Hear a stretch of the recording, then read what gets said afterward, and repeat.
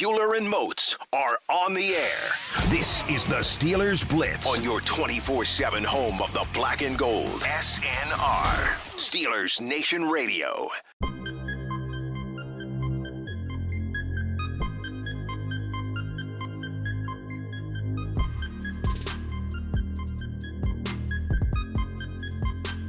Well. Album number 2, Steelers Nation. How are we doing, baby? Fantastic. Oh, I love to hear that because it is the Steelers Blitz on Steelers Nation Radio on the Steelers Audio Network. And we just been having a little fun, catching up on some of these undrafted free agents, catching up on some of these, league-wide happenings. And y'all hearing me complain about running in that Pittsburgh Kids Marathon. All right, I was seeking comfort. Let me seek it. All right, I'm at that stage. I love it. All right, so yeah. Yeah, I ain't gonna be there. I ain't gonna be Although there. Right. I say that, my girls are not too far away from wanting to do something Wes, like that too. This is so how it all starts, Wes. Watch myself. This is how it all starts. Yep. If they tell you, hey, you're gonna go run the marathon, the kid don't want to run the marathon. That's not cool. But what they do is this: hey, kids, sign up for Kids of Steel. All of your friends get to come to school early on Fridays, and y'all get to run and play and just have fun before school even starts. You get to just run in the gym. It's how you get in shape. You get to run with your friends. It's a great thing. So every Friday since January, guess what he's been doing? Running with his friends in the morning. It's a great thing. Up until it's not a great thing when you actually got to go take him out there for the marathon. You're like, hold on, bro. That's what this was. Oh, y'all got me. You got me. And now it's too late. All right. Now it's too late. That's how it happens. So yeah, if they just came out and just say, hey, little Uhler ladies, y'all want to run? You want to run the marathon? It's really far. It's really long. No, I don't want to do that. That doesn't sound like fun. But no. Hey, you want to run for free? Want to run with your friends every day? Huh? Every Friday? Get a little before school. It's fun, right? Yeah. Oh yeah, I would love to. That's how it all happens, man. That's how it all happens. You're right. But you're right. Shout out to the runners. Shout out to the track stars. All right. And God bless you. God bless you. God bless you many times over. All right. And your joints. Yes. But let's talk, though, because we do have another Memphis guy who, when I think of Memphis, I think of runners because I think of Calvin Austin. And, granted, he's maybe at the opposite end of the spectrum, both size and speed wise here. But shout out to Rock Taylor. All right. Rock Taylor, the big body wide receiver from Memphis. Is he GPDK? Like, is that the we put you in that category, Mr. Rock Taylor? I mean, he's got the frame, he's got the frame and he's got the athleticism 100%. Yeah. There's obviously a reason that he went undrafted, but when you're doing this exercise, going over the undrafted free agents, obviously all of these guys were available because of something. They're not perfect prospects. If they were, they would have been drafted. Duh. And I mean, perfect prospect. There's hardly ever a perfect prospect, but you get what I'm saying. But if I'm looking for guys to take, I want some traits, something that we know that he could do X, Y, and Z, or he has X, Y, and Z that you can't coach. It's just kind of God-given. What's his defining characteristic?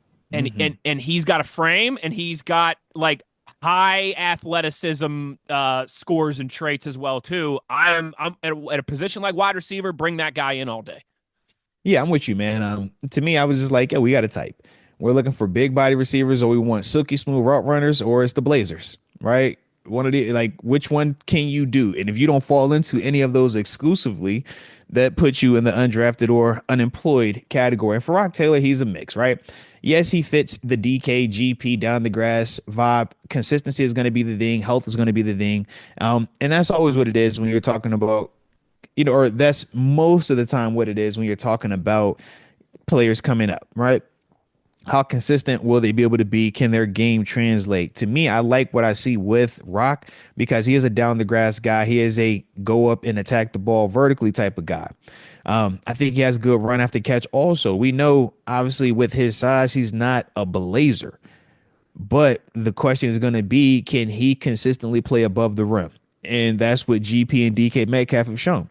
They're big body receivers who play above the rim.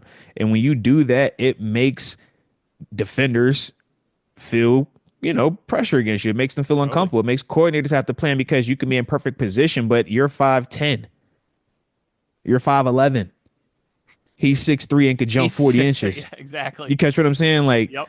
and it has to consistently look like that. Now, if Rock can show that more consistently, I think he'll have a great opportunity along with special teams. Mm-hmm. But to me, I think any wide receiver this, coming into this, group right now has to feel confident they got a legitimate shot. I mean, DK and GP, yeah, you feel those are the main guys, and I'm sure there's still some behind the scenes speculation about GP's long term, situation here. Absolutely. But then after that, you're looking at Calvin Austin, who we look at more as a high end utility versus a true wide receiver 2 or wide receiver 1 right now. Roman Wilson, we feel high pedigree, but still very much unknown. Robert Woods, a guy we'll talk about in a little bit, brings some veteran elements to it, but still new guy to the team. Ben Skronik, special teams value. So when you're listening to it, it's like, yeah, we got our 1 and 2 pretty much locked up, but after that, it's pretty much open.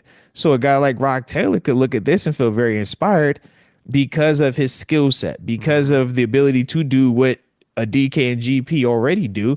And maybe it's a scenario where you're on the practice squad and you're waiting because they already know and feel some type of comfort with him. If one of those guys were to go down, or he might make the roster right out. Those are some of the things. But to me, I think the Rock Taylor signing is interesting. I'm like, all right, I see Yeah. I see you. Too, like, especially when you kind of paint it against the backdrop of that wide receiver room where there's certainly a lot of uncertainty. And the Steelers made a signing there, too, that I know we'll talk about here at some point. But again, after DK and GP, it's kind of like everything is up for grabs. I think we all liked the step forward that we certainly saw Calvin Austin take last season. He was effective for the Steelers offense. He had some big plays and some big moments, but you're also not handing him anything. You're not crowning anything there. You want to see him continue to get better and prove that he can do that again. Roman Wilson, we all would love to see him come out and give us the Calvin Austin jump. Yeah. Reignite that optimism that we had when he was, coming off of a national championship and was drafted out of Michigan as a unique wide receiver, type. But there's a lot of opportunity for snaps, for roles on or in, I should say, that Steelers wide receiver room. And so yeah, I like this. Again, wide receiver was one of those positions, even with swapping your second round pick for DK Metcalf. I think there was still some thought of, hey, if the Steelers took a wide receiver on day 3, it wouldn't shock us. They ended up not doing that. I think this is a pretty good kind of sweetener. Who wants a wide receiver when you could get another edge rusher? Cut it out. Yeah. Cut it out. All right. I don't know why we don't pass the ball, man. It's defense and defense only. Stop playing. All right. But speaking of the offensive guys, this guy plays offense, but he plays like a defender. DJ Thomas Jones out of South Alabama.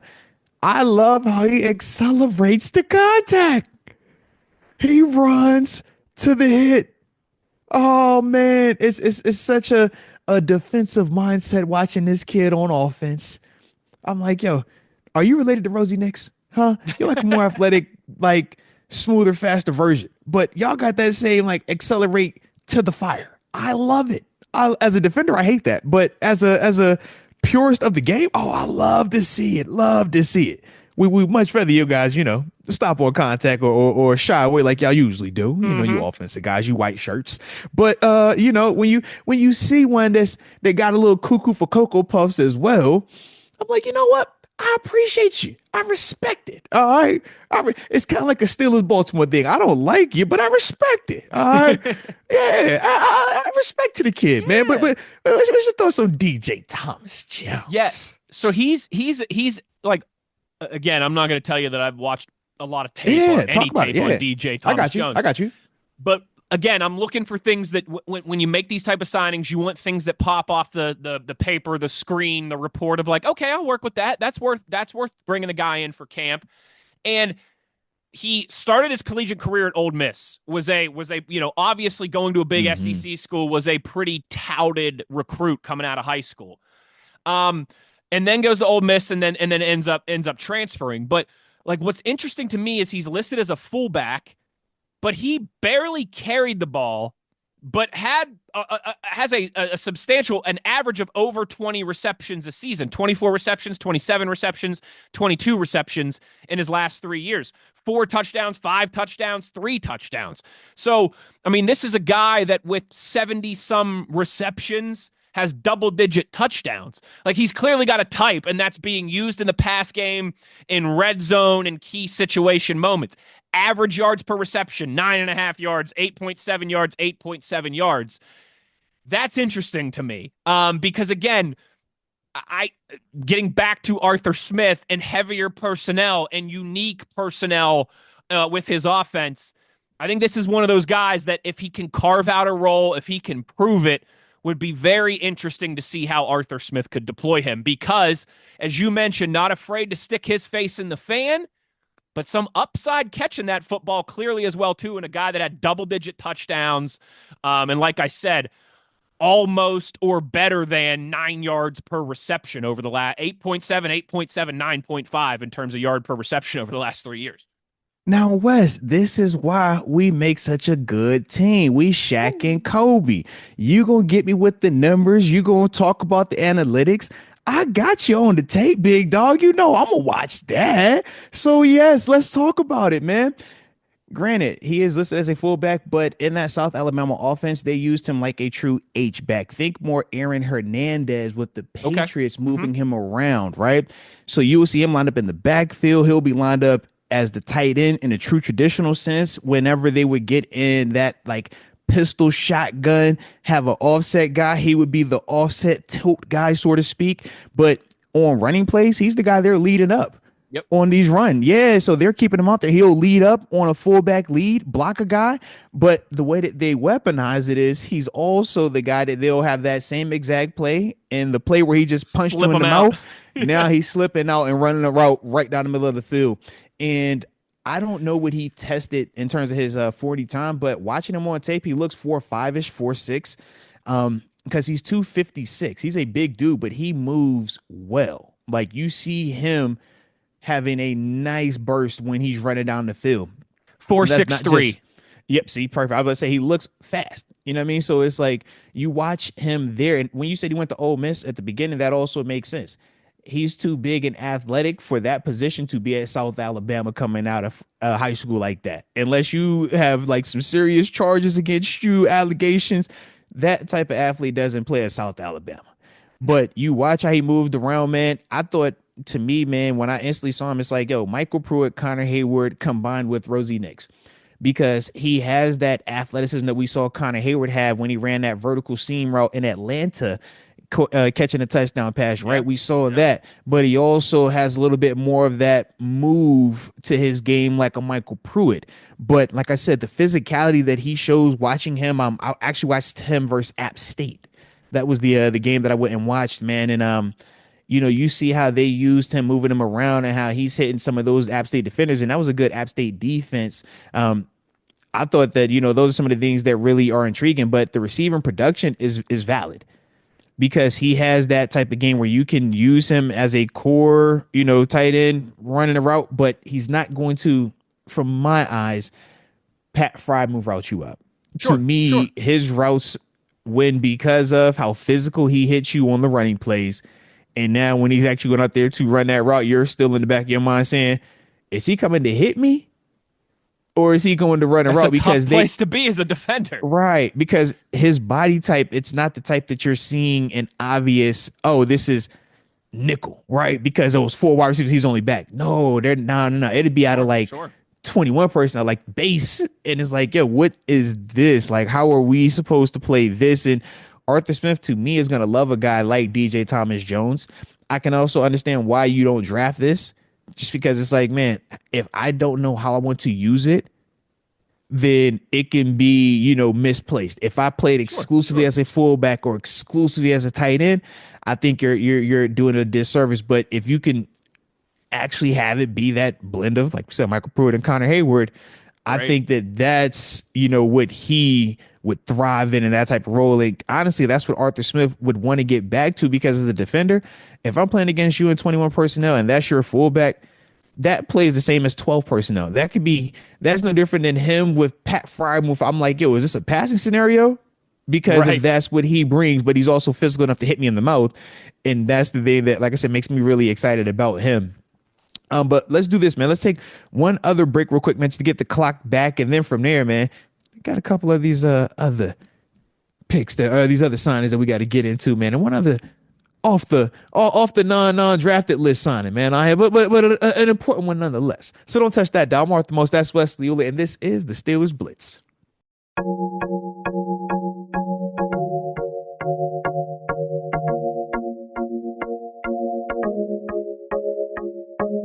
This is the Steelers Blitz with Wesley Uhler and Arthur Moats on your 24/7 home of the black and gold, SNR. Arthur Moats, Wesley Uhler, Steelers Blitz. Getting to the back end of today's show, but absolutely having a blast. And like I said, for the YouTube crowd, if you're enjoying it as well, don't forget to hit that like button. But let's talk about Aiden Williams, the left tackle / guard from Minnesota Duluth. And the reason why I still say left tackle / guard is more so because that's what he played at college. And just from an athlete's perspective, we personally want to see us like not be able to do it before we just get classified as not being able to do it. It's like when I got to Buffalo and they're like, oh, he's an inside lineman. I'm like, no, I play outside. Y'all just want to see me at inside. I can still like let me get my chance out here. That's why I was so happy about Pittsburgh, because I got to show that I could do it. So I could understand for Aiden Williams if he is also feeling some type of internal resentment towards this being labeled as a guard when he was a left tackle. All right. But shout out to the athlete, man. Shout out to the athlete. Heck yeah.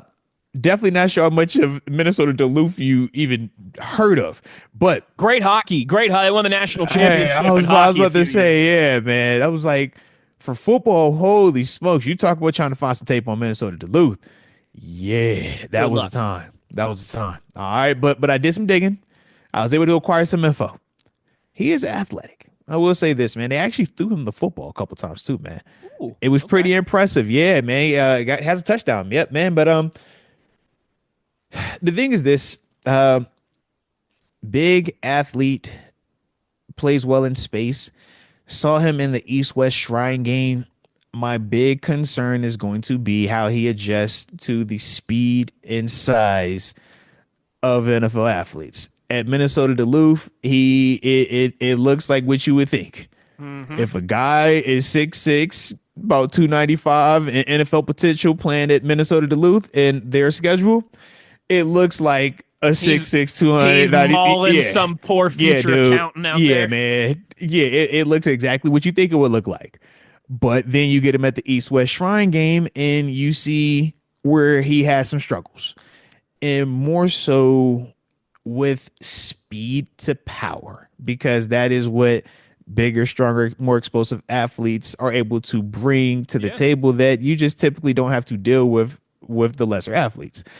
And that was one of the things that I think he's going to have to adjust to. And that's partly why they are projecting him to go to guard, because for him, when you're tall, but you don't have the longest arms and you're not the most powerful puncher, getting that guard, you got extra hands on you. It's a little bit more of a condensed phone booth fight. So it eliminates some of the just power that's generated from that space outside.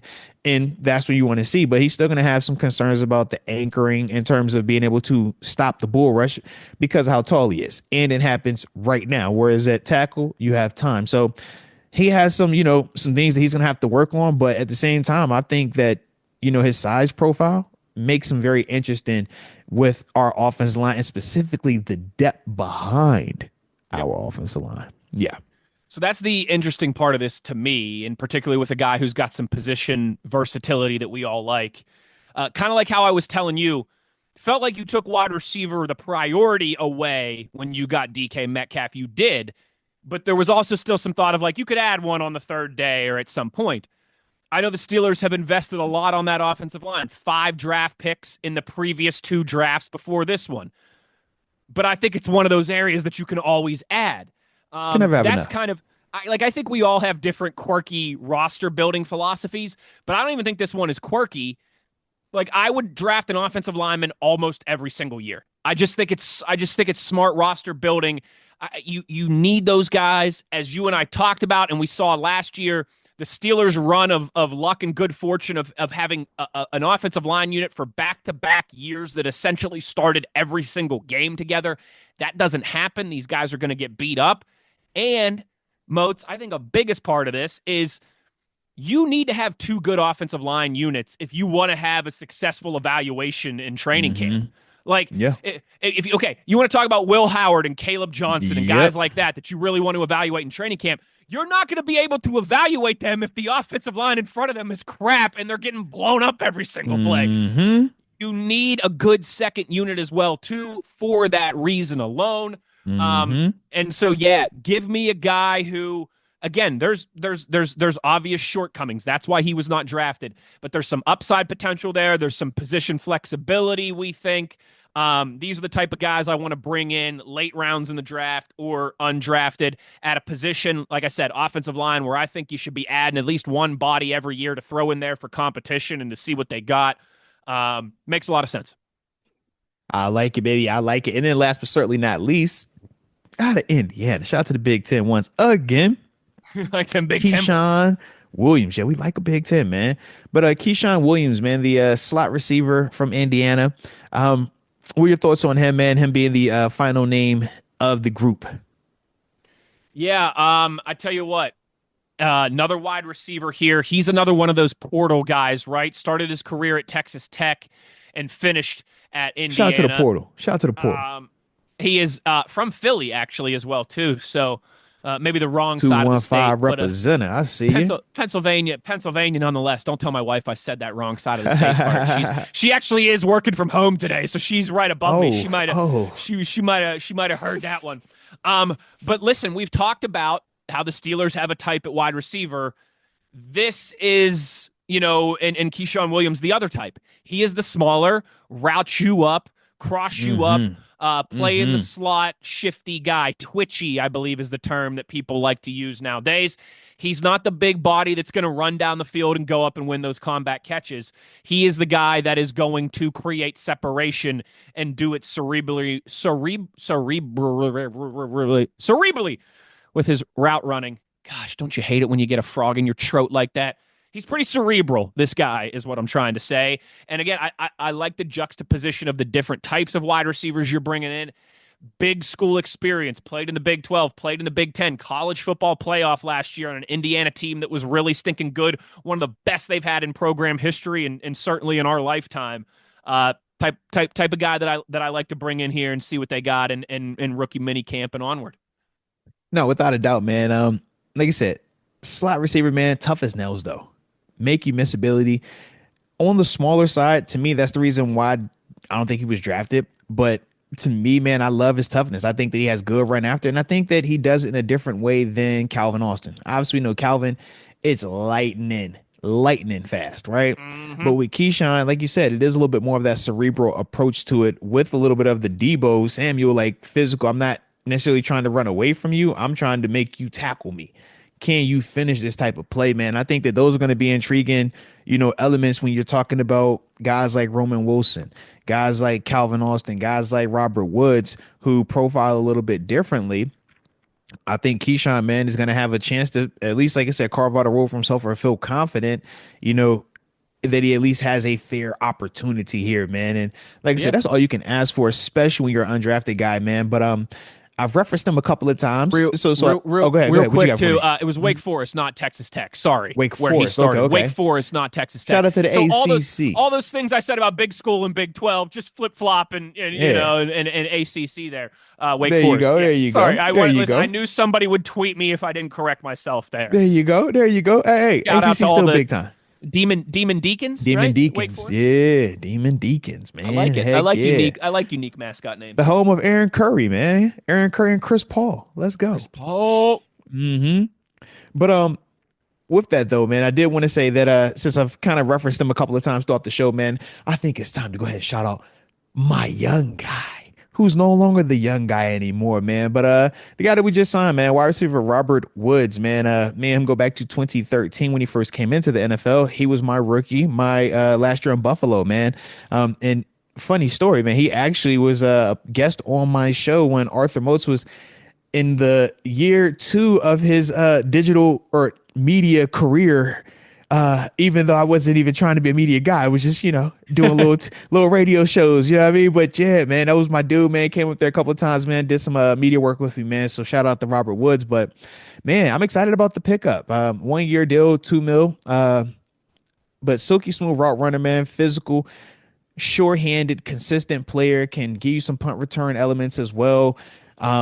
Great locker room dude, leadership. Yeah. High pedigree, man. Former second-round draft pick, a dude that's been in the big markets in LA. Dude's been in a small market in terms of Buffalo, Tennessee. Has shown that he could play with multiple styles and do multiple things. To me, I think at this stage, more so a slot versus the wide receiver 2 that he once was on the outside.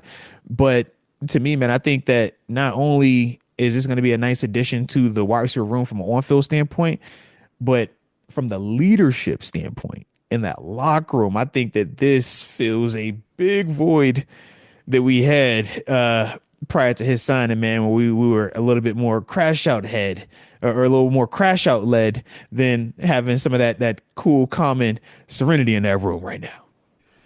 I completely concur on you with that latter. I mean, all those points, but particularly that latter one. This is a veteran guy into his 30s. Not that the other guys in that room aren't grown men, but like there's a difference between being in your 30s and being 27. Family man is different. Yeah. I actually should double check that, but I do. I know he's married. Because Wood's got to be 33. Yeah, I know he's married. I'm not positive if he has kids or not though, so maybe I should slow my roll there just a little bit. Good call. But he is a veteran in the National Football League who has been there, done that for a long time. He's been on a Super Bowl winning team before. He's a Super Bowl champion. Like to have. And DK Metcalf aside, because we know he's got some of that fieriness to him as well too, in his personality. That's a nice way to put it. But he's also absolutely proven as a stud receiver in this league. Yes. Whereas there's a lot of question marks. We know what GP can be, but there's the consistency has to be proven, and then a lot of younger guys who are still trying to prove that they belong in the National Football League. To bring in a guy like this, who can still contribute, who is the veteran presence in the room, who has been there, done that for a long time around the National Football League.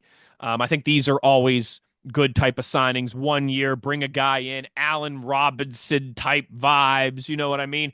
And they don't always end up translating to a ton of on-field production. That's okay, because you're not breaking the bank or committing any type of reasonable, chunk of your salary cap to these guys. I don't even want to say like taking a flyer on him, because Robert Woods is a proven Super Bowl champion. No, absolutely, man. But he done 1,000 yards. He done those back to back before, multiple times. Yes, absolutely, but he's the right type of guy to maybe take a chance on at this stage in his career. Yeah, absolutely. And he's quarterback friendly, meaning he's going to eat your zone alive. He understands how to find space, how to sit down in an open spot, and quarterbacks love that. And like I said, he's a consistent short-handed catcher. Catch the ones they throw to you, baby. He does do that. But let's take one final break, and then after that, man, we'll see what some tweets is talking about. But don't touch that dial. I'm Arthur Moats. That's Wesley Uhler, and this is the Steelers Blitz.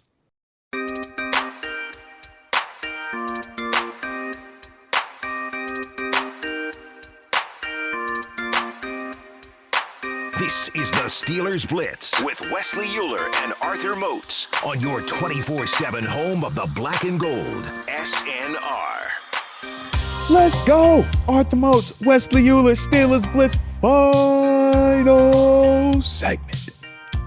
And of course, when it's the final segment, we got to open up that twitter.com or X at the Body 52. At Wesley Uhler. Come on now, baby. Let's get it. What is the Twitter's talking about, man? We can't end the show without giving them their due. Power Grid and Megawatts. We appreciate you now. All right. It's been a little refreshing because of the draft and the undrafted free agents. And we've gone a couple shows, like Will Howard aside, without really talking about the quarterback situation, particularly the looming Aaron Rodgers quarterback situation. But we also have to do what the people want to do. Andrew tweets us and says, all right, gentlemen, feels like we've gone through different deadline dates or timelines for Aaron Rodgers for a couple months now. It's going to happen before the draft. It's going to happen after the draft. Do we need to have any more deadline dates as it relates to Aaron Rodgers' watch? I mean, training camp at this point, is that maybe the deadline date? Listen. When they report on the 26th, you said? All right. July 25th and a half. All right, July 25th and a half. All right, about 4 p.m. Eastern Standard Time. If he hasn't said it by then, we're just moving on. All right. Imagine until his training camp, until his preseason game. He got to his first preseason game. All right, first preseason game. All right. Imagine the scenes, right, where we all know training camp arrival day. It's a whole dog and pony show. It's a whole production. Antonio Brown comes in on a helicopter. Brett Kiesel comes in on a tractor. Vince Williams is dressed as Stone Cold Steve Austin. Debo rolls up doing what he would be doing. Didn't Debo roll up in some tiny smart cars a couple times, which was always hilarious? That, and then he had the big fire truck. He put up in the fire truck with all the lights on and stuff. Yeah, that's right. Yep. That's right. The whole hubbub would happen, and then all the journos, all the real media people would be getting ready to leave. And here comes Aaron Rodgers pulling in with his freshly inked contract sitting on the dash of his car, and he goes, "Yeah, I'm ready. This was the plan all along. I don't know what the big deal was. Why is everybody with a relaxed fit t-shirt, some shorts, and some flip flops on? With a tan. So this is Latrobe, huh? Yeah, I've heard a lot about this. Every single Super Bowl is started right here, so that's what I'm doing right here. I mean, I don't want people to think that I'm not a football guy and I'm not invested. So that's why I'm here. I just want to make sure everybody knows what I'm here for. I do think too, if you listened to AJ Hawk earlier in this week, and I know this made some news in the real kind of savvy news hounds in the Steelers circles, of AJ Hawk kind of alluding to the fact that Aaron Rodgers might have gotten married over the weekend. And Aaron Rodgers was also seen at the Kentucky Derby with a wedding ring on, which fueled some of that speculation. Shout out to the Levers. If Aaron Rodgers did just get married and is on a honeymoon or something now, that would make a little sense. And that would make me think that we're getting a little bit closer. Why would that make sense? Well, because I know you planned a wedding. That's a busy. You don't want to have to deal with signing with a new football team and all the commotion that comes with that when you're in the commotion of planning a wedding. Wes, what matters more, football or a wedding? You don't want the Steeler Nation don't want the answer to that. What are we even talking about, Wes? What matters more, this game or your wife? The game gets the wife, and then the game keeps the wife. The cynical part of me is like, hey, allows the wife to enjoy everything at the end of it. Hey, I don't like the pocket watch, okay? Football. But you've made a pretty good living. Can you just pay a bunch of people to do this wedding stuff for you? It's football. Come on, man. It's football. Football is the most important thing ever.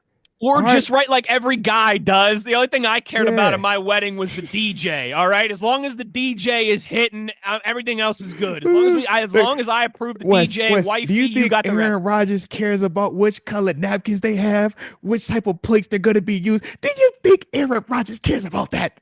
Do you think he wants to know what the catering company is? Do you think he cares about the catering company? He does not care about the catering company. Stop it.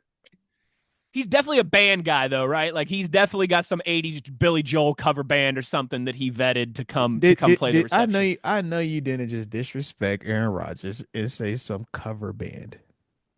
Oh, he probably had Billy Joel there. That's a good point. What? Yeah, good point. Cover band, man. You got to stop this, bro. All that pocket watching you were just talking about. Football pays for everything. Did you not just hear when you play football, you don't have to get the cover band. You just get the band there, all right? Just get the band there, all right? So, yes, if Aaron Rodgers wants Sir Elton John, with his golden robe and the glittery boots and the glasses, if he wants him there, guess what? He'll be Rocket Man. All right?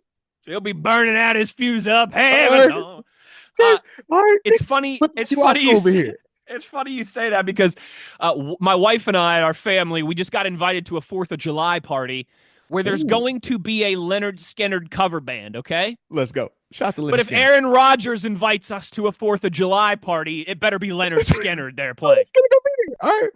Whoever's remaining, it'll be all the closest to the original members that they have. I don't think there's any original members left, to be fair. But just play Freebird. I'm not going to care. Just do it. These are the descendants. All right. This is the descendants band of them. All right. But yeah, man. Yeah, to answer long-winded way of answering Andrew's question. July, the third or fourth week in July. That's the deadline. Yeah, we figured, man. He's feeling patriotic, so like probably 4th of July. I thought Cinco de Mayo he might have done the salsa with the hat and this. I thought that, but 4th of July seems about right. 4th of July, I could see him 4th of July. Yep, with the bald eagle in the background. Like a real bald eagle. Yeah, like he'll have a bald eagle just in the background, and he'll be signing it with like smoke, just and the bald eagle as he's signing it. Aaron Rodgers, black and gold. Count it. Championship. Black and gold eagle, not as in the Philadelphia Eagles. Yeah. Last tweet of the day here comes from Drew. And Drew says, if you don't have time for this because it's not football related, maybe you can get to it when you have a slow news month. Drew, we always got time. We always got time, bro. We always got time. And this actually fits with we were just kind of laughing and joking about like Billy Joel and Elton John and Leonard Skinner. Yeah. Drew says, you need to explain to Arthur Moats the John Mayer Stitches shows and ask him to compare it to the Michael Jordan flu game. Huh. Okay, you ready for this? Educate me. Yeah, educate me. Last year, during a run of shows at the Sphere, all right. John Mayer busted open his pinky finger in his car on his playing hand, not pinky, his pointer finger, pardon me. Yeah, I was wondering why you was pointing at your pointer finger talking about your pinky. I'm like, pinky would still stink, but way less important. I'm doing a bad job of painting this picture. John Mayer on his pointer finger on his guitar playing hand busted his finger in his car on a run when they had a run of shows at the Sphere in Vegas. So in like 2 days, John Mayer taught himself to replay guitar without his most important finger to playing guitar because it was all stitched up and bandaged. Yeah. And so they called it the John Mayer Stitches run because he played like 5 or 6 shows without his most important finger on his guitar playing hand. What was the quality? Was he hitting? Jordan got buckets. Got buckets with the flu Randy game. Bauman of the DVE morning show said that it was one of the more impressive musical things that he had ever seen, and that you could you couldn't tell a difference unless you were listening for it, type of thing. Okay, you know what I mean? Respect. That's why, because I was like, because that's the thing we said with Jordan with the flu game. It was like, it's one thing to like play sick, it's nothing to like dominate. Playing with 3 fingers and trying to figure it out. Crazy. I mean, the pain tolerance on top of the skill, man. I love it. Here's where I'd come down on that. All right. The impressive part about the Mayer Stitches run is that it was like 5 or 6 shows. Yeah. The impressive part about the Jordan thing is that he had ops trying to, no one is trying to stop. They was like John swiping Mayer at him. Yeah. He said, was anybody swiping at his Stitches hand? just pluck the finger. Pluck at the finger. Just pluck at it. No, man. Jordan, he was like, they was actually trying to knock him out the air. All right. He might have had a forearm or 2 on him. Yeah. I mean, it'd be like being like right-handed your whole life and having to write left-handed or something. Like seriously, it's still crazy impressive to be able to pull that off, but you don't have anybody actively in your face. Is somebody pulling at your wrist now? Yeah. right. Now when you try to write that A with your left hand, is somebody yoking at you? Grab his elbow. Just grab the elbow a little bit. See what that control looks like now. So both obviously impressive in their own ways, but I don't know if there's going to be any documentaries made about the Stitches run like there were about the flu game. All right. Either way, though, I love it. And now I feel even more connected to John Mayer. So whenever somebody is, hey, man, you don't know about no John, be like, bro, I heard about the Stitches run. What you know about the Stitches run? About the Stitches run. Were you there? You weren't there at the Stitches. You don't remember that at the Sphere? All right, now. Yeah. And or do you remember being at the Sphere? That's the other part. Don't talk to me. Yeah. All right. I barely remember being there. I was at the Sphere. All right. But you know what time it is. Shout out to John Mayer, baby. Shout out. But, that will do it for today, man. An absolute blast, though, nonetheless. And shout out to the Power Grid, the Megawatts, man. Like we said, we do appreciate you guys sending in those tweets. We try to make sure that we do, interact with them as best we can. But they do matter, man. And we don't want you to think that we, are real just casual about your participation. It does still matter to us, all right? But Big time shout out to the producer, the one and only Mr. Wesley Uhler. 80s Joel only. No cover, the real deal. Then after that, man, I already shouted you about Power Grid, so we'll skip past you this time and get right back to the man, the myth, the legend, my partner in crime, the one and only Mr. Wesley Allen. Go Ears. There it is. They say it's almost 7 there. But with that being the case, that will conclude today's show. But hopefully you enjoyed it and you already know where to find us on your 24/7 home of the black and the gold. It's Steelers Nation Radio on the Steelers Audio Network. Hee hee.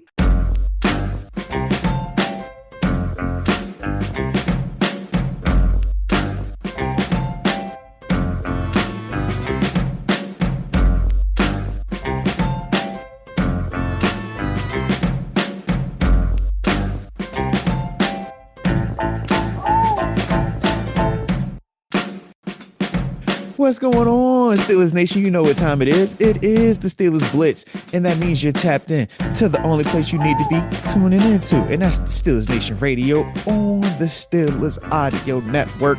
I'm Arthur Moats. That's Wesley Uhler. One of us has a decade of NFL experience. The other, an immaculate head of hair. I mean, you can't make this up. But more importantly, we love to keep the show interactive and Power Grid megawatts. Y'all have done a awesome job, man. Even when we are pre-recorded versus being fully live, y'all still get your thoughts, comments, concerns, and we will make sure that we spend some time on those today. But the best way to interact with us and get those comments read are on the twitter.com at thebody52, The body. and at Wesley Uhler. The good hair. And shout out to my good hair friend, man. Oh, a lot has transpired since the last time we have donned these microphones. Yeah, how was your return to the Stone Age in a few days without power there at the Moats household? Yeah, it was a very unique but fun experience, man, nonetheless, man, for us, getting a chance to just get back to the essentials, man, hanging out with the fam. I mean, you start playing board games, doing all type of cool stuff, man, kumbaya in it, but it was definitely a cool experience, man. Don't want to do it again anytime soon, but you know how it is, man. You got to make the best of every situation, man, and when you think of, I mean, shoot, there's still some people that are getting their power back it's on. crazy. I'm just it's like, crazy. I cannot complain, man. I will gladly take 53 hours of no power? I will gladly take that in comparison to some of the other people that are still on recovery mode, man. But shout out to all the essential workers, man. Them power workers, man. Them road crew people out there. All right, the internet, the Verizons of the world. Okay, shout out to them Xfinities of the world. All right, because otherwise we would still be a little compromised right now. But nonetheless, man, life is good, so can't complain. And as I look at the calendar, I'm about a little less than a month away from having a high school graduate, man. So I know you got big things. Good. You got big things happening. I tell you. Heck yeah, man. Heck yeah, things are good. But how's my dog been since the last time I seen you, man? You haven't been in the Stone Age powerless, have you? No, we only lost power for maybe about 2 or 3 minutes. Not to like try and be a jerk about it, but no, I love it, man. I don't know if like last year we had a similar storm.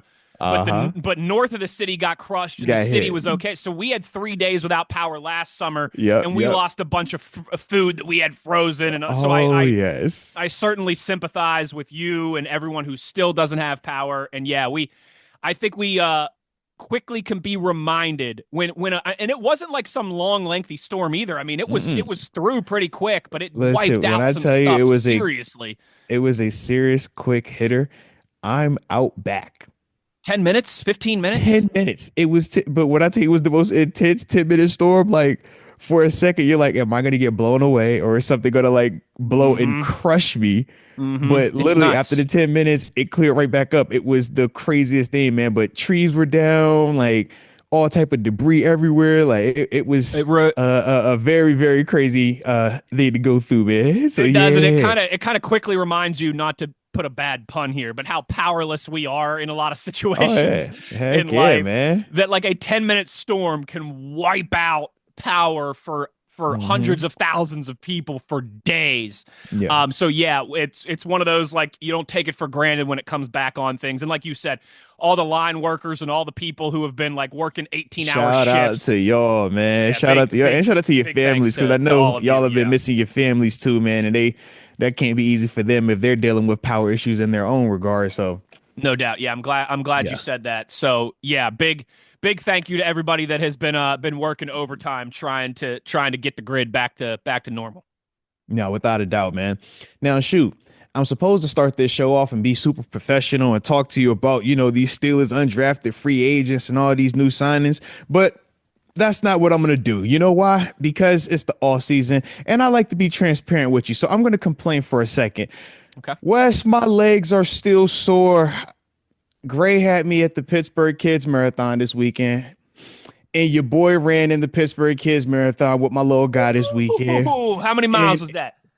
We had a whole mile, but was it elevation, outdoor concrete pavement. It's a little different. I wish it was a cardio issue. If it was a cardio issue, man, that's a simple check off the box. It was not a cardio issue, Wes. And today it's still not a cardio issue, Wes. You know what the issue is today, Wes? You ever ran on concrete, on asphalt, huh? And you know what that feels like, that pounding? That pounding hurts. Yeah. Oh, especially when you're baby. used to the Peloton life and everything like you've been living. Listen, man. Listen. Even when I wasn't on the Peloton life, I'm a grass guy. Okay, I'm a grass guy through and through. That's what I like to live on. That's how I like to operate. Okay, I'm with you on that. I'm a plant-based guy when I played. All right, we like green grass. All right. Yeah, get that turf out of here. So to go from that to this, running on that day going downtown, that Clemente, all that. Oh man, it was a beautiful experience though, Wes. The pictures, me and my little guy, absolutely loved it. But yes, I've been in full recovery. I haven't had to do get the ice out, elevate, hot, cold contrast. I haven't done that. I've got neighbors and friends man. that like ran the marathon or ran this half, is and you're man. talking just like them. I love it. This is 2018, man. I'm like, yo, are you serious right now? And I'm so hot about it, Wes, because you know how this is a parent, You're bro. like, I gave this life up. I gave this up, man. Is. I'm like, I'm in great shape. I know I can run it. It wasn't even supposed to be that. A little guy, he's in the car. He's like, hey, Dad, as we pull it up, we train all the time for this. I'm like, yeah, I take you every Friday morning. He's been going early to school every Friday since January. I'm like, yeah, bro, I know what you want. Like, I know you're ready. He's like, but Dad, I just want to let you know, since you're running it with me, I plan on running. Like, he tried to give me the heads up. Well, he's like, I'm on running, Dad. I'm gonna beat you, old man. Yeah. No. He wasn't even worried about me. He's like, if you can't keep up, I just want to let you know, like, maybe we should have. And I'm like, hey, bro, hold on now. So he's giving you the like, hey, don't try and keep up with me. If you gotta fall, it's fine. I'll wait for you at the finish line. I'm like, listen, little guy, I love you. With all due respect to all of your friends and all your friends' parents, I am not your friends' parents. They're not like me. You're like, and then D1 scholarship. Decade in the pros. I'm just like, I get your concern, because I get why your friends have those same concerns. And when we ran it, I could understand why. Of the parents, it was only about 3 of us that actually ran the whole thing with their little people and were still living to tell about it. You know what I mean? That's hilarious. If you could have seen how he said it to me, Wes, I'm like, hey, bro. Dad, just so you know. Hey, Wes, I haven't felt like I've been tried in a minute. I was like, that would ruffle my. I'd be like, hey, son, do me a favor real quick. Go on YouTube and type in Arthur Moats, all right? You see how there's videos that come up of me playing in the National Football League. Now do that for you. Are you on YouTube? Or any of your friends' parents on YouTube? I didn't think so. Wes, I can't make this up, man. When he said that is it, hilarious. I was just like, man. Hilarious. And he meant it like so purely in his heart too, I'm sure. Like he was not trying to mess with you or disrespect. He was just like, Dad, I just want you to know, like, he probably saw his friends saying it to their parents, and he was like, I should do the same thing. I don't want there to be any pressure on my dad. 1,000% that was the case, because like I said, man, a lot of his friends, their parents aren't, training. Their parents, working, getting after it, man. Big time, Correct. successful people in their professions. But when you start talking about, going out here and running a marathon, or at least running a mile where it's not a controlled set. I mean, like I said, you can run a mile on a treadmill, and it feels way different than Way you go different. outside and you run that thing.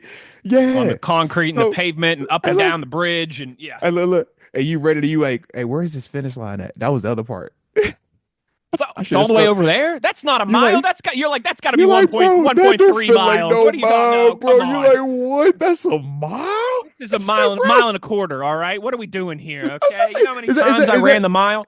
look, what type of mile is that? Is that a city mile or a country mile? You got to start asking questions like that. I'm like, is that an East Coast mile or is that a West Coast mile? Like, which mile is this? Like, what's the origin? Can I get the origin of this mile? Is this a country All right. mile or is this a city You know what I mile? mean? Because those two I just things are need to very know. different. Those two things are very different. No, that's awesome. That's really Yeah, cool that Gray man. wanted to do that and everything. Have you ever done a half marathon or a full marathon or anything? I haven't. No chance. I've done a couple I 5Ks. Couple don't 5Ks. run. I don't run outside on pavement ever in Well, my don't they? lifetime. Aren't there some No, marathons that are no, like on the no. beach or things like that? Listen, No, listen. you're probably Those right. are It's 26 triathlons. miles. Triathlons are they start on the beach and then they're gonna get on some ground. Like either way, you're gonna run on some Bike ground, and man. stuff too. Yeah, Yeah. heck yeah. I'm like, yeah, biking. I'm all for biking. I'm all for swimming. I'm all for that type of stuff. I don't run on pavement because of the pounding. Man, that's what it does to you. No doubt. But yeah, look. I'm a green grass. A turf is like worst case, or basketball hardwood is all I got for you. I like But what it. I will say is this though, man. I will say this to in this first little segment. Shout out to my motivation, though. All right. Hey, I kids had will make you two. do crazy things, man. No. I ain't even going on the kid yet. I ain't even going to kid. Because listen, Gray had me locked in. I was gonna be out there just because I had to be out there because I'm a dad. You know how that Sure, goes, man. sure. When you dad mode, you committed. But that wasn't the inspiration. No. As we getting up, they're calling our heats out. 17,000 kids. Yeah, that's out there participating in the kids are still kids marathon, right? Right. So I'm like, I'm looking around, I'm searching for it, right? It's kind of like the calm before the storm. This is when we're in the tunnel before you get in the You intro looking for some other parents at to Acrisure intimidate? Stadium. You know what I mean? So usually in my time, I could look at Cam Hayward getting announced at the beginning of it, and I know Debo was gonna be the guy at the end, so I could like kind of find all right, I'm ready, I'm Sure. locked in. So I was looking around, I couldn't find a guy. And then there was this first kid that walked up. This tall kid, looked pretty cool, man, a couple facial hairs on him, hair combed back. I'm like, dang, who's this kid right here? It was a quarterback named Mason Rudolph. I'm like, all right, shout out to Mason Rudolph right there. He was high He fiving. does have that I'm nice like, beard. He's I'm got that like, nice all beard right. now. I'm like, it looked good to see him back in the city. I'm like, yo, the city looks good on you, all right? Hey, shout out to Pittsburgh, all right? But then I was like, I was just missing one. I needed just one other. It was one other thing I needed. And just like every West Virginia man that I know, whenever I need you, you always show up right on time. Every time I need a West Virginia mountaineer, man, the Mike mountaineer Logan? man shows up. No. I needed a guy this big time like Beanie Bishop. He was out there high-fiving the kids, showing all the love. I'm like, bro, it's 8 in the morning. I barely brushed my teeth. But to see the fellas out there, man, Mason Rudolph I love it. and Beanie Bishop out there supporting the young guys, getting out there in the city, man, in the community. I I love thought it. that was beautiful to see, man, because Oh, like the I said, kids I love get that. why I was out there. Yeah, I know why I was out there. I was out there because I'm a dad. You feel me? But for them dudes to be out there that early on a Saturday morning, man, just showing love to these kids, man, at the starting line. Did want to make sure we acknowledge them, man, because Heck like I yeah. said, that's big time. And selfishly, I know what that ask is because I remember when they used to ask me to come out there, and I was like, Totally. hey, bro. It's at what time? 8 It's a.m. 8 a.m. on a Saturday. Saturday? On a Saturday, and you got to get down there early because of traffic. See the way my Get there, bro. my schedule's set up is I sleep I in don't on do 8 a.m.s on Saturdays. Saturdays. Hey, shout out to Chin. Everybody that knows that sets up the appearances. Hey, most Saturday 8 a.m.s. This is off the books. Don't even look at him. All right. Got a big X, big Sharpie X over it. Don't even all right. Don't Real even quick. ask because I go in. Sorry. That is awesome. Shout out to Mason and Beanie for doing that because that means the world to those kids. Absolutely, man. Seeing them kids light up like that, it was beautiful, man. I know we got to get to break here real quick. I'm gonna tell you a crazy fun fact, okay? Yeah. That I swear is true. My mother has run 19 marathons. Whoa. Did you say 19? 19 marathons. Man, Pittsburgh, New York, listen, Boston, Paris, Hawaii. 19 of them things. You just made my knee start hurting again. It just started feeling good this morning. Well, she doesn't. She don't run marathons no more. She be biking and swimming now because her knees are not so great. Yeah. I'm team bike all day. Barcelona. I will bike with you. My oh mom's my run 19 gosh. different marathons. She is a soldier. Salute her. She's a soldier. My gosh. Those country West Virginia girls growing up on 500-acre farms. You got Miss Yuli walk around here acting all normal and cool, and is she a whole just marathon running, just assassin? 19. And she'll tell you she's upset that she's never going to get to 20 because she can't run more than a couple miles now. Yeah. Like, I just wanted to get to 20. Those they're not. You think a mile is bad, bro? They run like 20 something miles, man. Like it's for real. It's for real. I'm good. And for her to run 19 of them, bless her heart. Every Mother's Day is Mother's Day for her. I'm good. Bless her heart. Shout out, Ma. Shout out. Holy She did 19 so that I could do 0. Love you, Ma. Hey, listen. I'm trying to get some love away. Can I borrow some of them years? Because little guy was over here excited. He's like, yeah, dude, I can't wait to do it again next year. I'm like, oh, man. Like, can I rent an electric scooter to cruise around with you? Look, oh, man. Oh, but with that being the case, man, we are going to take our first break, but don't touch that dial. It's Arthur Moats, that's Wesley Uhler, and this is the Steelers Blitz on Steelers Nation Radio on the Steelers Audio Network.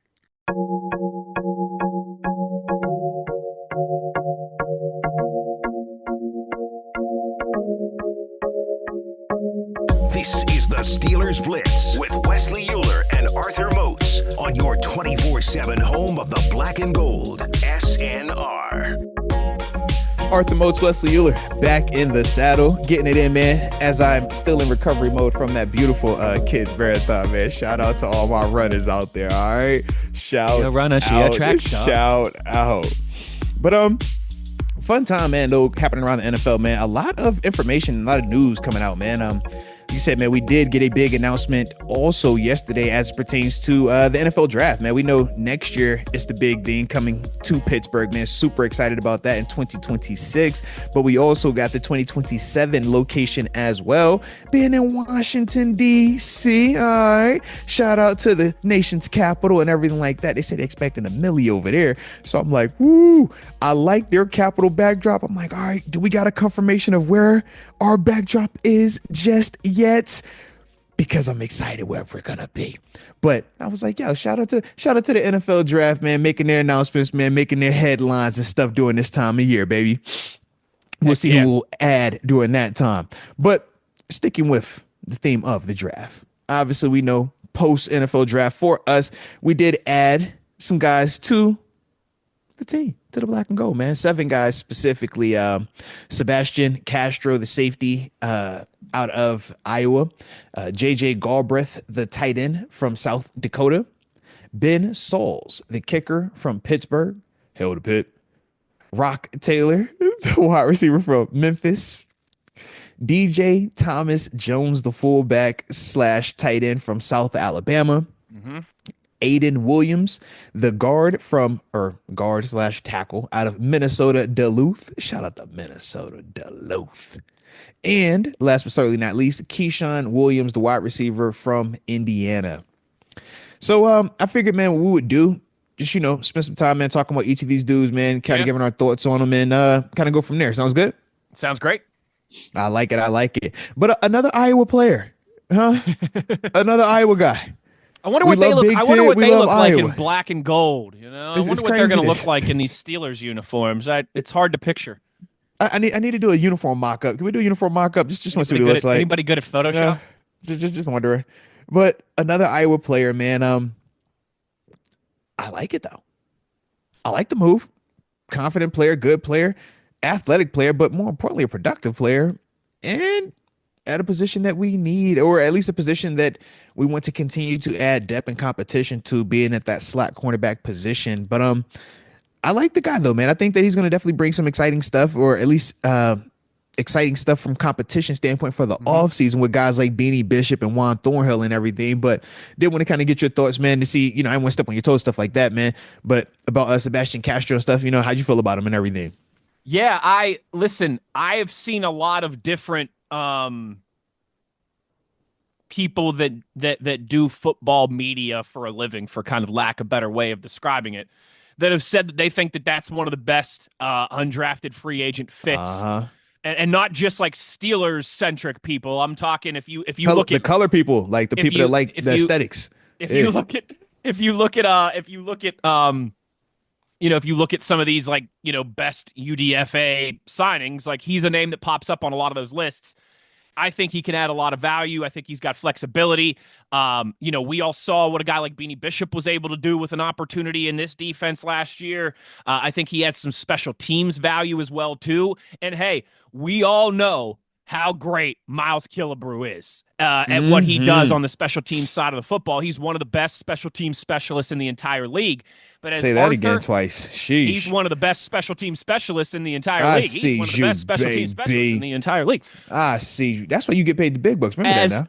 As Arthur Nathan Moats III has said, though, many times in the 7-year illustrious award-winning history of this program, I want competition everywhere unless I've got my franchise quarterback, right? Unless I got Big Ben under center, I don't need competition at quarterback, but I want it everywhere else. So even for a guy like Miles Killebrew, it's like, hey, come in here and prove it to us that you still got it, that you are still that dude, and you can hold off some up-and-coming competition. I think this one makes a lot of sense for a lot of different reasons. And he's going to, have a couple of old college teammates that'll hopefully for all of those guys. That's nice. You get to camp in Latrobe, new setting, new city, kind of middle of nowhere. You're not even in Pittsburgh.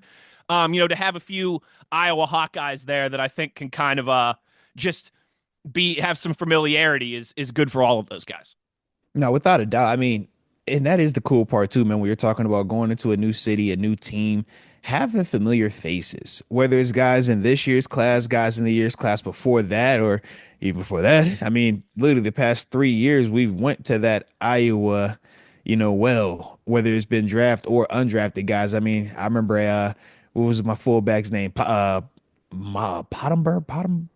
Yeah, Pottenbaum. Pottenbaum. You know what I'm talking about? Yeah, the fullback. He ended up retiring during training camp and everything. But yeah, man, another Iowa guy, man. So shout out to the Iowa Hawkeyes, man. But what I will say is this, man.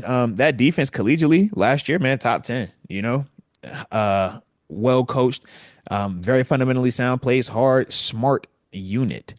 And when you look at guys' games and you're trying to figure out whose game translates to the next level and why we should feel like that, you look at how a guy is in terms of pre-snap communication, pre-snap alignment. Is he a guy that is directing the traffic, or is he the guy that's being told what to do? Is he a guy that is in a hurry to get to where he's going? He knows where he's going, so now he's able to show a higher level of understanding? Or is he one of those guys that, barely knows how to get lined up, and you can kind of see him being the one looking around? It's like, man, Sebastian, you don't get that. With Sebastian, you could tell he knows what he's doing. He understands how to play the position, the corner spot, more importantly, the slot corner spot. And he plays with the physical nature, and I think that's going to be a nice added element when you're talking about Beanie Bishop, when you're talking about Juan Thornhill, who project a little bit differently. I think that that's going to be interesting for Sebastian in unison with the special teams element that he'll ultimately be trying to provide as well, man. So definitely like that. Next up on the list, though, man, went to that 1AA range. Shout out to my FCS guys. And I'm talking about the tight end, JJ Galbraith out of South Dakota. How'd you feel about this cat here? I like adding to this room. I do think, again, the Steelers are starting to go to the Dakotas for some players as well, right? too. You see it. Mason McCormick just last year as well. Some Jackrabbits. Them Jackrabbits can move, I tell you. Jackrabbits, baby. Come on now. We all know Pat Freiermuth is not going anywhere, and he is the guy, and he's got the contract to prove it in that room.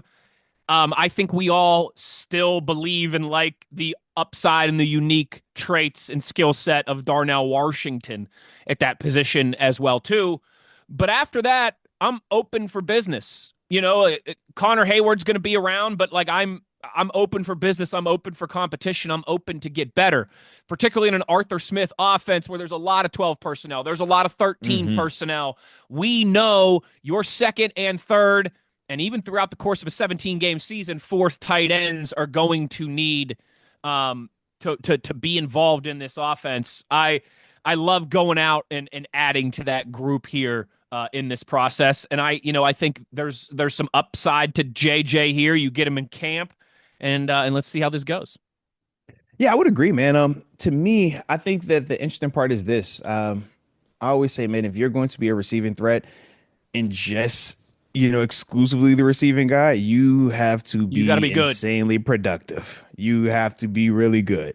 Now, at the FCS level, his production reflected that. And that's a big reason why he's even getting this opportunity right now.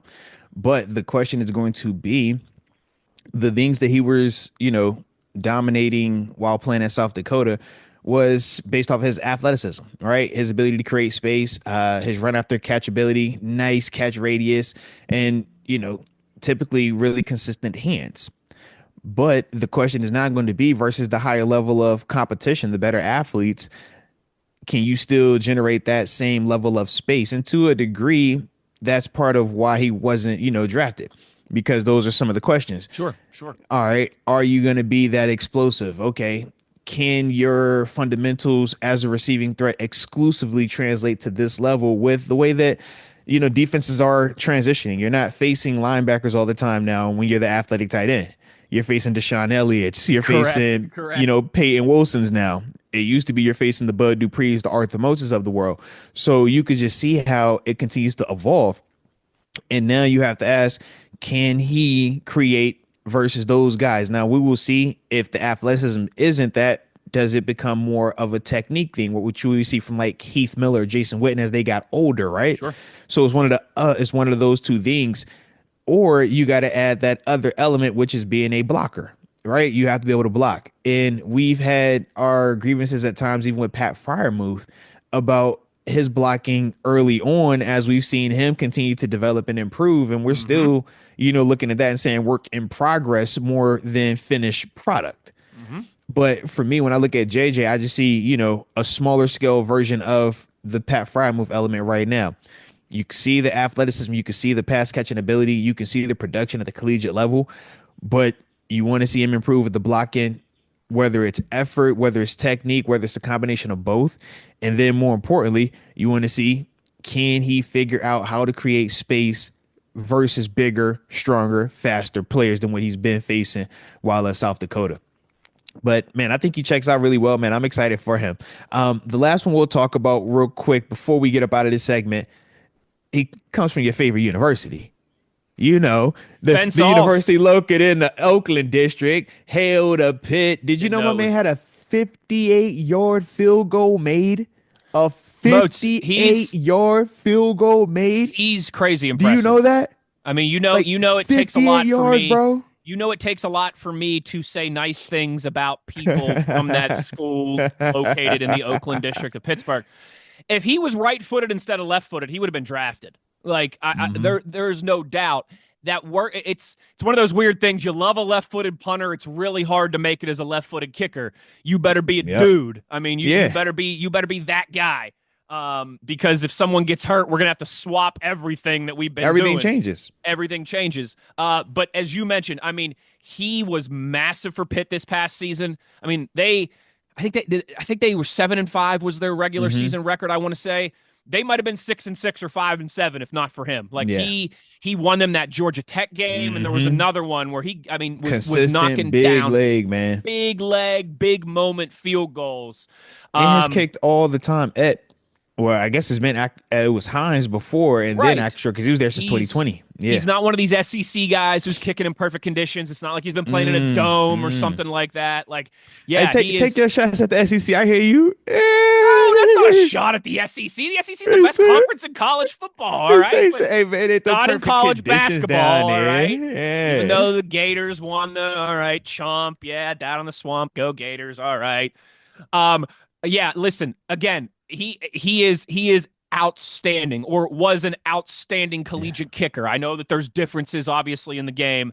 I know he's left-footed and all these things, but I think he is certainly a guy worth inviting to camp. Let's see what he's got, because his college resume was impressive. It really was, and I don't like saying those things about those guys.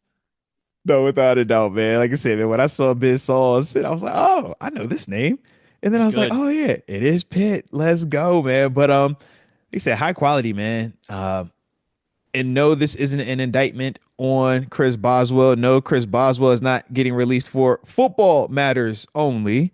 All right, just to clarify, we don't plan on him being released anytime soon. Okay, but this saves his leg. This will ultimately, give him some well-deserved rest before the big dog season comes up, where we're going to need him kicking all the way to February, if you know what I mean. Somebody else get some reps in, yeah. Yeah, but for Ben Sauls, I mean, of all these undrafted guys, he has the best opportunity because he is for certain going to get the most reps, in terms of in-game kicking situations. And it doesn't matter at what point of the game.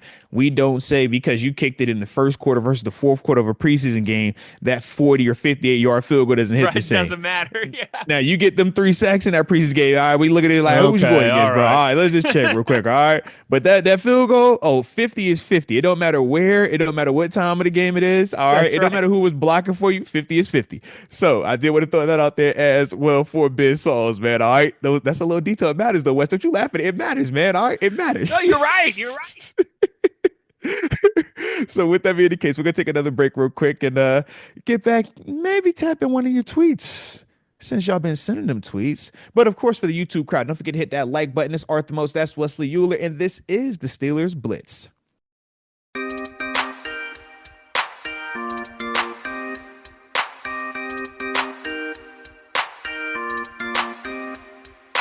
This is the Steelers Blitz with Wesley Uhler and Arthur Moats on your 24/7 home of the black and gold, SNR.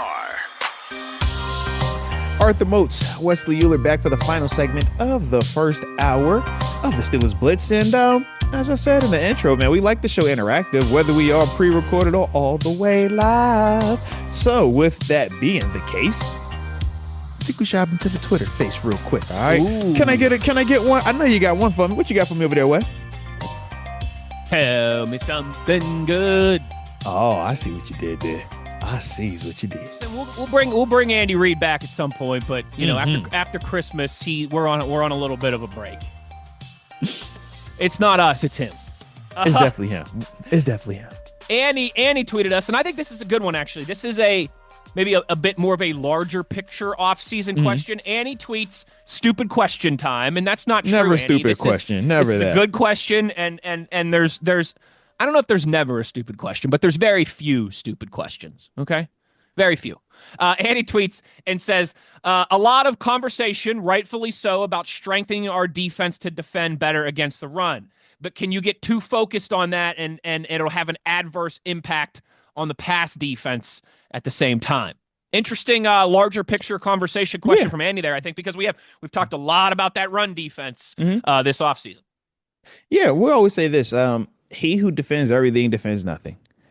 If you try to be perfect against the pass, perfect against the run, perfect against man, perfect against zone, perfect against big receiver, perfect against small receiver, perfect against big back, perfect against small back, you're not going to stop anything. So we always say you have to decide what you prioritize the most and hope that the weaknesses of that you're able to mitigate via, timely calls, players stepping up, and then sometimes just luck, right? Yeah, and what I mean is this: cover 3. Cover 3 is good against the run. Why is it good against the run? Because I'm adding a defender into the box, right? That safety is no longer up high where it's 2 guys deep. Now I have Deshaun Elliott standing next to Peyton Wilson and Patrick Queen. I got my D linemen, right? TJ, Highsmith, Cam, Benton, and Harmon. You trying to run on that, I feel great against it. Good luck, yeah. Right. I'm good against the pass as well versus a lot of situations because, hey, I'm going to have 4 underneath defenders, 3 guys deep. So if you're trying to get the ball anywhere short to intermediate, I'm going to have 4 defenders underneath there, eyes on the quarterback, ready to break on it, tackling, and essentially everywhere that you would be looking to pass, I should have two people outside, inside that are going to converge on the ball. And if you got good eyes anticipating, front hand comes off the quarterback. As soon as that happens, you're breaking. And now you're going to get a chance to either make an interception, PBU, or tackle the catch. So that's the thought process, right? It sounds perfect. So why don't we run cover 3 every time? Well, that works until you have what we call 4 verticals. I told you it's 4 underneath defenders, so 3 guys burners deep. running down the field. So if I send 4 guys vertical, you only got 3 guys deep. Now you're screwed. Or I have to create alterations to the defense, right? So, Hey, weak side linebacker, you're going to have to run Patrick Queen. You're going to have to run with this guy going vertical up the seam. Now, that could be a tight end, right? If it's 2 running backs, it might be a fullback, right? We feel good about it, right? Still feel good about it in certain situations. Now, that might be Calvin Austin because his team came out here with 1 running back and 4 wide receivers. Might be Keenan Allen. We don't like that as much. It might be Keenan Allen. We don't like that as much, right? But we love the call, right? Because you heard how I broke down cover 3, all the beautiful parts of cover 3 until you got, and that's the only part that sucks about cover 3. That one thing. There is Arthur Moats. There is no perfect defense in the NFL scheme wise, because if there was, everybody would run it. And you win it every time. We wouldn't argue 3-4-4-3. We wouldn't argue sub package. We wouldn't talk about odd fronts or even fronts. Yeah, everybody would be running the same defense if there was a perfect schematic defense in the National Football League. So what becomes of it is this: you pick and choose based off of your personnel. Okay, if I have great pass rushers and I feel like I'm stout against the run, well, maybe I'm going to implore a little bit more of a zone concept then, because I don't want those guys having to, strain themselves chasing smaller defenders. Right now, say I got smaller people and I'm not the biggest and strongest, but I'm quick as heck. Well, now I might do more blitzing and man coverage, because I'm going to use those smaller space players, right? The Beanie Bishops, the Cam Suttons, the Mike Hiltons of the world, right? When our outside linebackers are smaller versus being 6'4", 6'5", 6'6", right? So that's the way that you could kind of alternate it. If you feel like you have a great pass rush, which we've had at times in Pittsburgh, we do what? Rush the front 4, and we're playing coverage only behind it. When we haven't had the best group up front, we've done what? Welcome to Blitzburg. So you can see the pros and cons. Here comes Mike Hilton. Here comes Vince Williams. It's pros and cons to, all of these different approaches, and everybody has their different philosophies on it.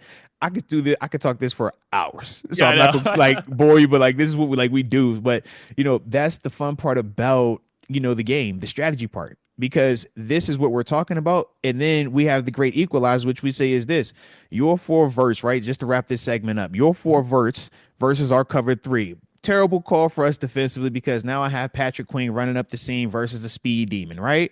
But you know what makes all of that not even matter if you're on offense and you think that I got the perfect call because I got the 4 verts versus that cover 3 look. I've been looking to get this wide receiver on this weak side linebacker. I got it.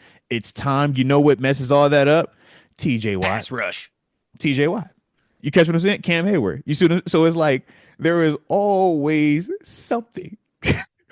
You got the perfect blitz. You see what the Eagles did to the Chiefs in the Super Bowl? It's always something. That interior pass rush is no joke. Yeah. So there's always something. So when you throw in all those variables, and this is like a super condensed summarization of it.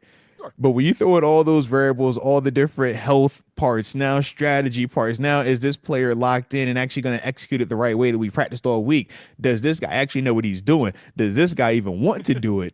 You can see how challenging. How are they going to react in front of 70,000 people on a Sunday?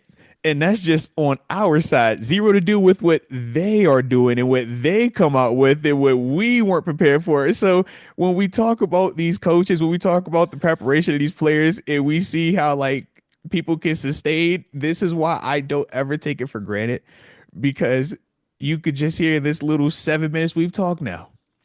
How many moving variables are just in one part of it? And that was just the overview. We didn't even talk the details, the technique, stance, alignment, assignment, and all of that. We didn't even talk that. Cover 3 is like the basic one. So yeah. But you gotta love it. You gotta love it. So let's take our final break of this first hour. When we get back, reset the clock a little bit and get back with these undrafted free agent signings for the black and the gold. But you already know, don't touch that dial. I'm Arthur Moats. That's Wesley Uhler. And this is the Steelers Blitz on the Steelers Audio Network on Steelers Nation Radio.